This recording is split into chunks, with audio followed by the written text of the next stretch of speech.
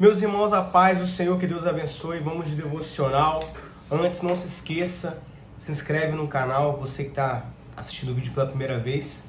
E sempre deixa um comentário para que o canal ele entregue para mais pessoas, tá bom? E sugira também os vídeos, os conteúdos para outras pessoas e a palavra de Deus possa ser divulgada mais amplamente.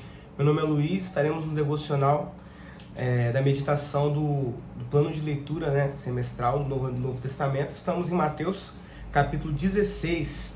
E afinal de contas, queria te fazer uma pergunta, olha só. Se uma geração incrédula e perversa pede um sinal ao Senhor Jesus, o que você acha que ele faria? O que você acha como que ele iria reagir? Não é? Nós vamos meditar na palavra, nós vamos perceber que em determinadas ocasiões o Senhor deixou de operar sinais e maravilhas por causa da incredulidade das pessoas. E se religiosos com um coração perverso, uma geração incrédula, pede um sinal ao Filho do Homem, ele vai responder de uma maneira um pouco diferente. E nós vamos perceber isso logo no início do capítulo 16 de Mateus. Do versículo 1 ao versículo 4, os fariseus e os saduceus, que eram religiosos à época, eles solicitam ao Senhor um sinal. E o Senhor faz uma indagação da seguinte maneira: olha, vocês sabem discernir o tempo, quando está chuvoso, quando vai dar sol, quando vai chover, e não conseguem discernir os sinais do final dos tempos. E aí o Senhor fala o seguinte: olha, a vocês não será dado outro sinal senão do profeta Jonas. E aí o Senhor faz uma referência expressa que é a sua morte, que ele estaria na boca do peixe ou no sepulcro durante 3 dias, e ao terceiro dia ele iria ressuscitar. Então o capítulo 16 começa dessa maneira.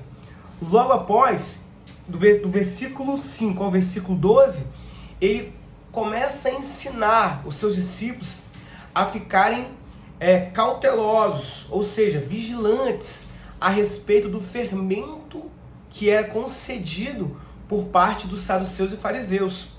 Ou seja, o fermento é uma substância que faz com que o bolo ou o pão ele ganhe um certo volume.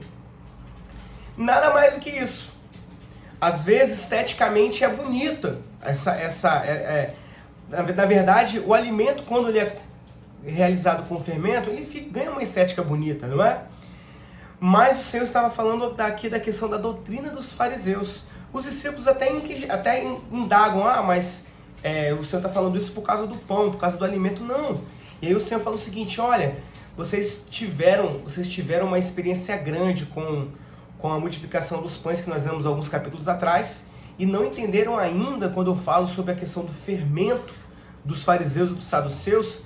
É claro que Jesus não estava falando da substância em si, mas sim a questão da doutrina que os saduceus e os fariseus, eles proferiam ao povo. Talvez tinha até um aspecto bonito, mas a sua essência era apenas estética, era uma coisa que não trazia edificação.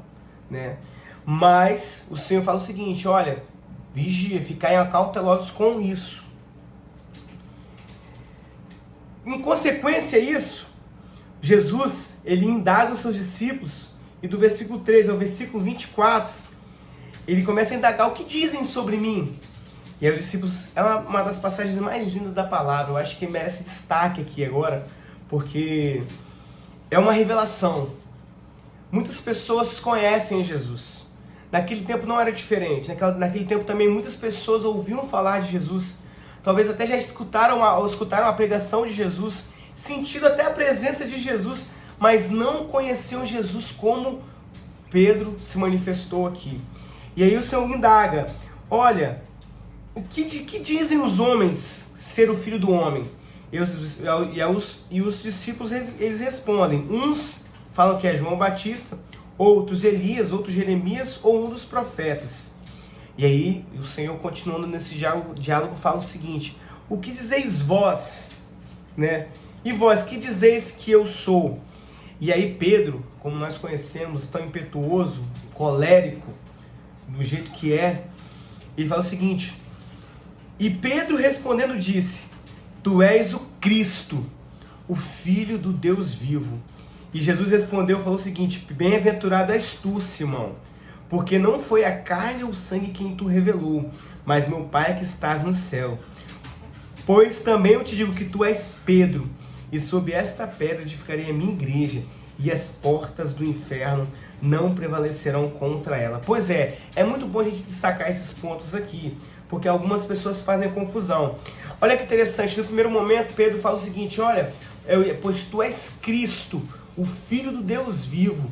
Irmãos, como eu estava falando com vocês aqui anteriormente, muitas pessoas já ouviram falar de Jesus, já ouviram pregações, mas não reconheceram Jesus como Cristo, como Filho do Deus vivo, como o Rei dos Reis, como o Salvador.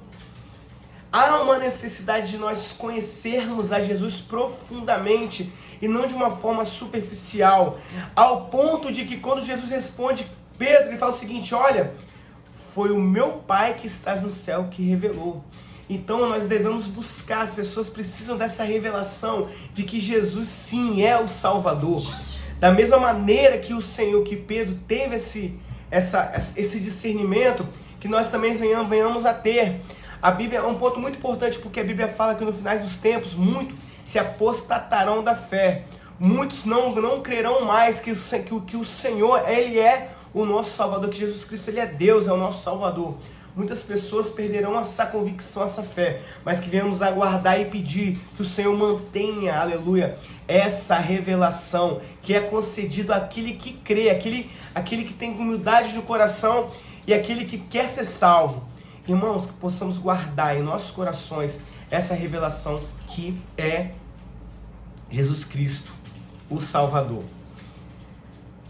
Olha que interessante, eu pedi aqui o fone de ouvido. Esqueci de colocar. Vamos ver se o áudio fica melhor, a gente grava o vídeo assim mesmo. E pessoal, continuando aqui, do versículo 21 ao versículo 28, o Senhor ele vai falar, o título fala o seguinte: Jesus predisse sua morte pela primeira vez. Engraçado que logo no início do capítulo, o Senhor fala sobre o sinal de Jonas. Eu entendo que ele por mais que seja em parábola, mas o Senhor ele já estava dizendo que ele iria dar esse sinal, que ele estaria sim, que ele seria morto. Mas do versículo 21 ao 28 tem pontos muito importantes aqui. E aí o Senhor ele começa iniciando falando que ele iria padecer. A palavra do Senhor é tão linda, irmãos, porque o Senhor, a Bíblia fala que Deus tem prazer de revelar. Ele não faz, o Senhor nosso Deus, ele não faz as coisas sem que antes ele fale aos seus profetas, fale ao seu povo. Então os planos do Senhor estão todos aqui, irmãos. Estão todos aqui contidos. O final do mundo já está aqui. O Senhor já falou o que vai acontecer. E cada dia mais a palavra de Deus se cumpre através das profecias que foram feitas. Estávamos meditando na passagem de Ezequiel, que fala sobre o Vale dos Ossos Secos, e que se cumpriu agora em 1948, né, uma parte da profecia, e outras tantas profecias que se cumpriram também. Então a palavra de Deus ela é viva, ela é real, tá? E o Senhor já estava alertando aos seus discípulos que ele havia necessidade de morrer. E nesse diálogo aqui, Pedro repreende o Senhor. Pedro repreende Jesus. Olha só, irmãos. Irmãos, às vezes nós temos essa petulância, né, de querer dar ordens a Deus. Irmãos, o Senhor que é o Senhor quem cuida de nós. É o Senhor quem... Né, a palavra de Deus fala que pode, porventura, a criatura questionar o Criador. Quem somos nós? E é interessante que nós acabamos de ler que Jesus ele abençoa Pedro, porque Pedro teve a revelação, de que Jesus era o Cristo, o Filho do Deus vivo. E aqui agora nós vamos ver Jesus repreendendo Pedro, falando bem assim, olha, e o Senhor falando que iria padecer em Jerusalém. E aí Pedro fala, dizendo: Senhor, tem compaixão de ti, de modo nenhum te acontecerá isso. Jesus, porém, disse a Pedro, né: para trás de mim, Satanás, que me serves de escândalo, porque não compreendes as coisas que são de Deus, mas só as que são dos homens. Olha que interessante, no momento o irmão ele é abençoado por Jesus, no segundo momento ele é repreendido. Para vocês verem, irmãos, que nós somos, por mais que o irmão às vezes tenha uma unção de Deus, tenha revelações de Deus, ele é falho. O ser humano ele é falho. Ele pode falhar, mas o Senhor ele é perfeito. O Senhor ele é perfeito. Ele não vai falhar conosco. A decisão do Senhor, a ordem do Senhor é algo, por mais que seja ruim aos nossos olhos, mas é o melhor. E continuando no diálogo, Jesus fala o seguinte, olha, se alguém quiser vir após mim, renuncie-se a si mesmo, toma sobre si a sua cruz e siga-me. Ou seja, a vida no Evangelho é uma vida de renúncia. É uma vida de renúncia. Toma a sua cruz, toma o seu pesar, toma as suas, sabe, os problemas da sua vida e segue o Senhor. Segue. E ele continua então um dos versículos mais lindos da palavra, um dos mais lindos, fala bem assim, porque aquele que quiser salvar a sua vida, perdê-la-á. E quem perder a sua vida por amor de mim, achá-la-á. Claro que aqui esse versículo dá uma abrangência muito grande para nós debatermos, mas aqui é no sentido literal, realmente. Lá na frente o apóstolo Paulo vai falar bem assim, porque não vivo mais eu, mas Cristo vive em mim. Para os crentes, para quem é servo de Jesus, nós cremos que Ele voltará para nos buscar. Que Ele voltará. E Ele vai voltar, não é uma historinha da carochinha. Ele vai voltar. E Ele prometeu a vida eterna. O Senhor disse que Ele é o caminho, Ele é a verdade, Ele é a vida. Eu vim para que tenhais vida e vida em abundância. Claro que nós estamos vivos aqui nesse mundo, mas nós vivemos aqui a morte de Cristo. E se Cristo morreu por nós, nós devemos também mortificar nossa carne e andarmos em espírito. E a partir desse momento de mortificar a carne, realmente abdicar o pecado, é renunciar ao pecado, é tomar a cruz e seguir o Senhor, é cumprir a vontade do Senhor. E para encerrar, pois que aproveita o homem ganhar o mundo inteiro se perder a sua alma? Ou que dará o homem em recompensa da sua alma? Porque o Filho do Homem virá na glória de seu Pai com os seus anjos, e então dará a cada um segundo as suas obras. Em verdade vos digo que alguns há dos que aqui estão que não provarão a morte até que vejam vir o Filho do Homem no seu reino. Como eu mencionei, Jesus vai voltar. Ele disse em João 14 que ele iria preparar lugar, né? Que na casa do Pai há muitas moradas. E nós estaremos juntos nos céus de glória. Que Deus abençoe. Não se esqueça de tecer aqui um comentário logo abaixo e curtir o vídeo. Envia para alguém também, para que alguém possa receber a palavra do Senhor. Que Deus te abençoe.